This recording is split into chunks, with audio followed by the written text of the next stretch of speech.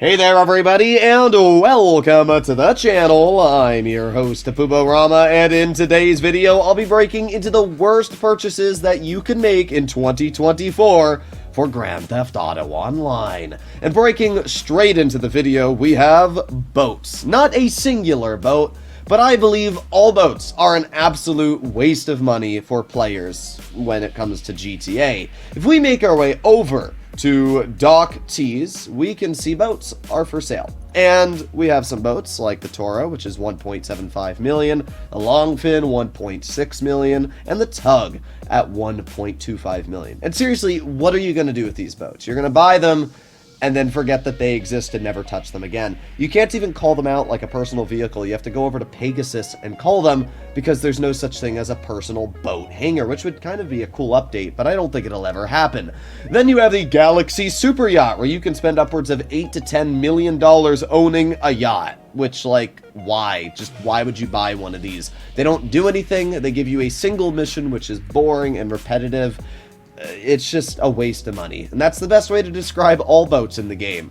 And then Rockstar started adding weaponized boats, which are even more pointless because none of them feature weapons you'd ever want, like the weaponized dinghy. Like, it's a machine gun on a boat. Wow, it's $2 million. Like, what? It's just a machine gun on a boat. Then we got the PBR boat, which again is just a machine gun on a boat for $2.2 million. Please don't waste your money on boats. They are a complete waste of money. You can own a Toreador, which will go faster in water, has torpedoes, can use a rocket boost, and is literally a submarine. It's better than every single boat in the game. It's faster than every boat in the game. And it's definitely worth the price compared to every boat. So, I don't know. Maybe if Rockstar actually made boats somewhat useful, I'd think about it. But as of right now, I just think they're an absolute waste of money, and I wouldn't ever tell even my most hated viewers to buy them. Today's video is obviously an opinionated one. There will be people that agree and disagree with what I believe to be the worst purchases in the game.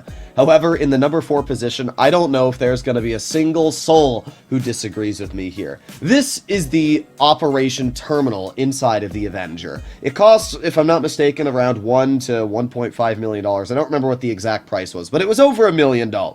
And this terminal is part of these Los Santos Mercenaries update. Essentially, Rockstar added a couple different missions, part of the update, so you could get discounted purchases on vehicles like the F-160 Raiju. The problem is, these missions are awful, they are an absolute pain to complete, and they don't even pay you anything. Like, if the missions paid you a decent amount of money, and they were like heists, where maybe you'd make $100,000 to $200,000 each one you completed, I'd actually say they're alright and worth the pain to go through.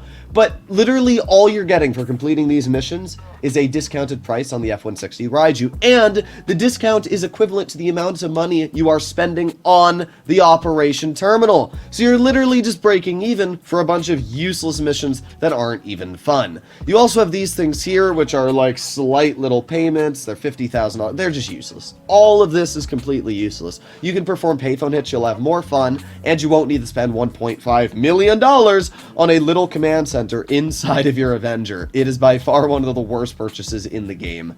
Now we arrive to our first business in today's video, being the motorcycle club businesses. Now, there are people that will disagree with me here. However, I personally believe that the motorcycle club businesses are the worst investments that you can make when it comes to earning cash in Grand Theft Auto Online. Now, don't get me wrong. They're good to have just owned because you can get passive income when it comes to your nightclub, but I don't think you should actually run the motorcycle club businesses. And it's not like I don't use them. I've earned $20 million with my coke lockup with an 85% success rate for my sale missions, and really the only reason why it's even 85% and not higher is because if somebody's going to blow up my stuff or I get post-op vans, I just swap lobbies and start a sale mission again, which lowers the percentage of completed sales.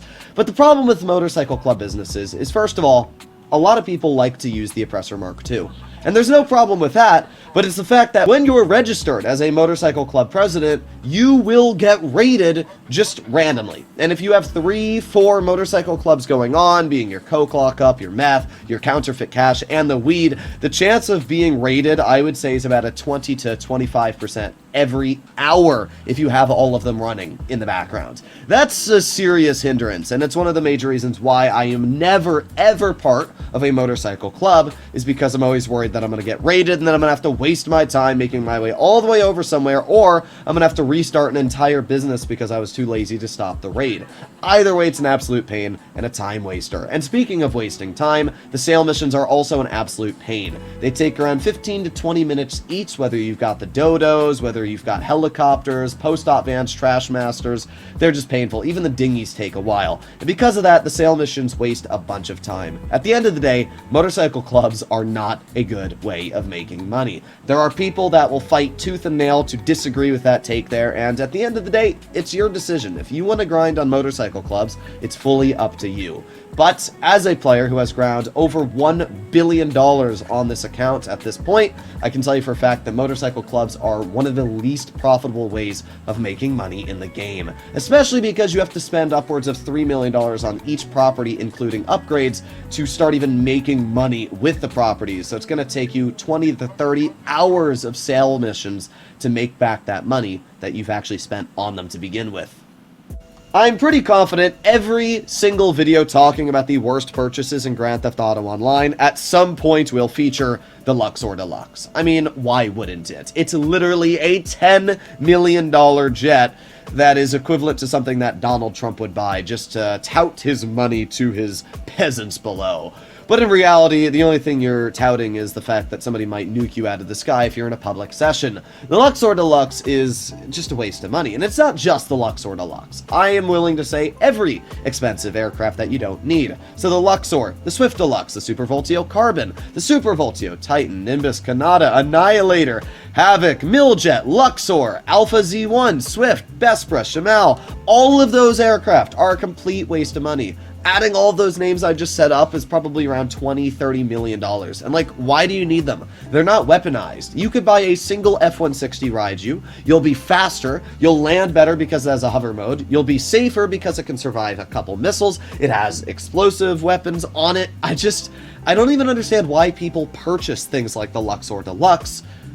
Like, what do you gain from buying it? Are you gonna just fly it around a public session and be like, haha, I have money, you don't, and then get blown up by somebody flying a laser? I don't know. I personally believe that buying any of these aircraft, these super expensive things that are a complete waste of money, are literally the worst thing you can do in the game. And really the only person that you're making fun of is yourself for having really bad money management. In the number 1 position, we arrive at the single most expensive purchase you can make in Grand Theft Auto Online, the P996 Laser. Don't get me wrong, this jet looks amazing, and it does have some capabilities that are quite nice, but there's other jets that feature much better capabilities for literally a cheaper price tag. Making our way to Warstock, we can see the ridiculous price tag of $6.5 million that Rockstar's asking for this jet. That's ridiculous. Why is it so expensive? I think it's because of the fact that for many years, the only way to get your hands on this aircraft was stealing it from Fort Zancudo. And Rockstar was like, well, everybody loves this jet, how do we make it an absolute cash grab? I know! Let's make it expensive as hell. And that's what they did. You can't customize this jet. There's nothing you can do on personalization apart from changing the color. It can't survive more than one explosion, and there's nothing absolutely special in any way about it, apart from the fact it looks really cool. But now that the F-160 Raiju exists, and it's faster, features the same explosive machine gun, has a stealth mode, has the same missiles, and also can survive more missiles, it really makes you question why you'd ever buy this aircraft. And then there's the fact of the Hydra, which is kind of a worse F-160 Raiju, but it's half the price. It's $3 million, and it's literally just better than the Laser in every way. It features a hover mode as well. The Laser used to be really dangerous when it had the explosive machine gun that was equivalent to the Savage. But now that the explosive machine gun is nerfed, there's literally no point to owning the Laser. I wouldn't even tell anybody to buy this aircraft. So this is my list for the worst purchases you can make in Grand Theft Auto Online. Let me know if you agree or disagree with what I had to say here, but yeah, at the end of the day, I'll see you all in the next one. Bye-bye.